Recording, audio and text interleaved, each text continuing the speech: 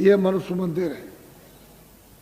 इसमें 24 घंटे देवबाड़ी, आगाजमाड़ी, आसमानी आवाज, कलमा और आयतें हो रही हैं।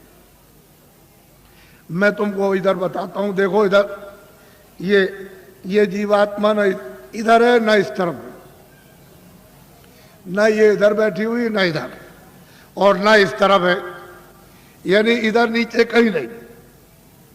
अब मेरी तरफ देखो, ये दोनों आंखें बीचों बीच में, ये जीवात्मा दोनों आंखों के मध्य में, दरमियान में ये बैठी हुई। यहां उस जीवात्मा में एक आंख है, वो तीसरी आंख, तीसरा नेत्र, और शरीर में 2 आंखें। कितनी आंख हुई? बोलो, जोर से बोला करो ताकि समझ में आ जाए। 3 आंखें हो गई। देखो इधर ये जीवात्मा दोनों आंखों के बीचों बीच बैठी हुई है। उस जीवात्मा में एक कान है और शरीर में 2 कान। कितने कान में? 3 कान में। अब तुम समझ लोगे तो जल्दी आ जाएगा। ये जीवात्मा बैठी हुई है दोनों आंखों के बीचों बीच।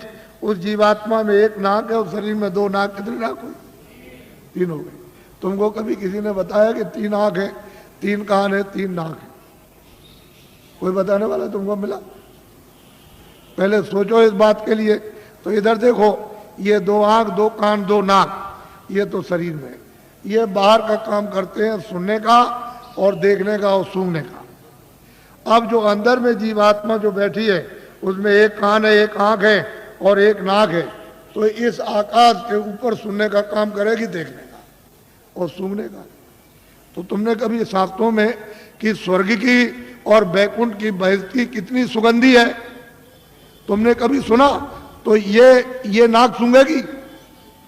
वहां कितनी सुंदरता है, यानी कितनी वहां खूबसूरती है, तो ये आंख देखेगी ये बाहर की।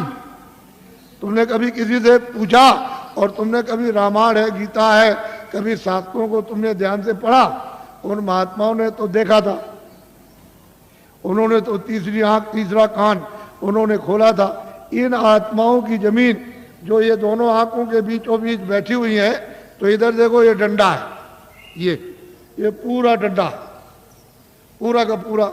इधर देखो, जब 2 आंखें ये खुलती हैं तो आप देखते हो कि आसमान ऊपर है, जमीन नीचे। तो शरीर की जमीन तो ये नीचे है और शरीर का आसमान ऊपर। लेकिन ये जो तीसरी ये आंख है, जो जीवात्मा बैठी वो यहाँ, वो तीसरी आंख, तीसरा कान, तीसरा नाक इस आकाश के ऊपर है। तो आत्माओं की जमीन ऊपर है, जीव आत्माओं की जमीन ऊपर है। वो चेतन है, वो जड़ नहीं है। ये खेती नहीं है, दुकान नहीं है, दफ्तर